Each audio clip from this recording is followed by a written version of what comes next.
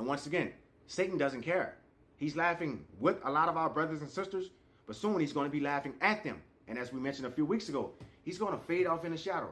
He can see the wrath of God coming on you. You can't see the wrath of God. I mean, if you're not paying attention to the signs, such as myself, right? But he's going to see the wrath of God slowly creep up on you. Slowly creep up on you. He's going to take off. Pew! But he's still going to be in eyesight, looking at you laughing. Say, I got another one bites the dust. Satan don't play fair. So why should we play fair, church? He don't play fair, man. So why should we play fair, man? And when I say play fair, this goes back to what I told you guys in a couple of videos ago, right? Satan don't play fair, man. He don't care where you at. He gonna send them thoughts wherever you at. Once again, that's your only hint. We're gonna get into that some other time, all right?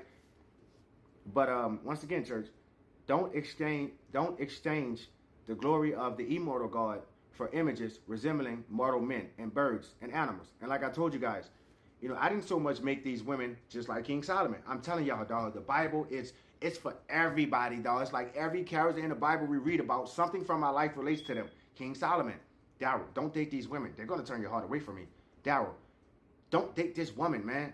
I'm telling you, my son, I know what I'm doing. You don't know what you're doing. She's being used by the enemy. God, this girl is beautiful, man. Her house is clean. The back of her feet are clean. Her teeth are white. I don't care about none of that, son. I'm asking you not to intertwine with these women because they're going to turn your heart against me. And now you're going to be serving and praising their gods. So once again, I didn't so much bow down to them and pray to them like, you know what I'm saying, like we do God and Jesus, you know, and you know, participate in the word of God. But I found myself losing my love for God. I found myself losing myself. Chasing other people. That's tag alert, tag alert, tag alert. Chasing other people, you're going to lose yourself. Oh my God, that is beautiful. I can't wait to write these tags in about another hour. All right. But the word of God, it really does make me excited, man. I'm talking about, I used to talk about all the wrong stuff all the time, church. But now I just want to talk about Jesus, man. He's all I want to talk about, church. But yeah, once again, like I said, I didn't really praise and worship these women per se, but I found myself drinking more, found myself having unmarital sex more, found myself popping more pills, smoking more marijuana, staying out all hours of the night, knowing I got work in the morning, knowing, you know, I got stuff to do, I got kids, you know what I'm saying? But, you know, but we all have sinned and fell short of the glory of God, church. But verse 24 here, we're going to read 24 and a few more, and probably one more video, and then we're going to let you guys go, all right? Therefore, God gave them up in the lust of their hearts to impurity, to dishonoring of their own bodies among themselves, because they exchanged the truth about God for a lie, and worshipped and served the creature rather than the Creator, who is blessed forever. So the creature isn't blessed forever, church.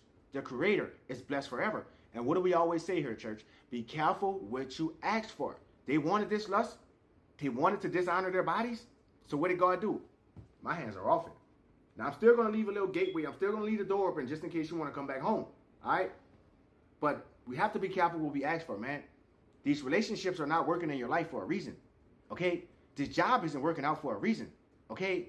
Your financial situation isn't working out for a reason. Because God is trying to ask you to save and stack that bread, man. In New Orleans and all of the South. It's hurricane season. It's time to stop going money crazy, okay? You see something on Amazon, I want it. You see something in the store, I want it. It's time to save. Because there's about to be a real shortage on food, church. Okay? The phantom is coming, man. I don't know when it's coming, but that phantom is about to hit this country and all over the world, church. So once again, I'm not worried about no election. God is the head of my life. All right? Take your mind off that election and focus on the return of Jesus, man. Because it's about to go down, church. And I mean, it's about to go down, doo-doo brown. You feel me? It ain't no laughing matter. It's about to go down, church. Okay? But the things that we want so bad, the things that we put before God, He's going to give us those things. He is going to let us have those things, church. So what do you want? Do you want the lust of the world? Or do you want the word of God? Do you want the love of God? Or do you want the wrath of God? Do you want the love and the peace of Christ? Or do you want war and impurity from the world, church? I choose peace and love and harmony from Jesus. What do you choose? Choose God today, man. Choose Him today, church. But once again, for His invisible attributes, namely His eternal power and divine nature, have clearly been perceived. So everybody knows that God is real, man. They just don't want to admit it in their hearts, right?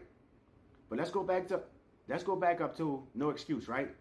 For what can be known about God is plain to them, because God has shown it to them. So God is using every last one of us, everybody like me, he's using it to prove that he is real, church.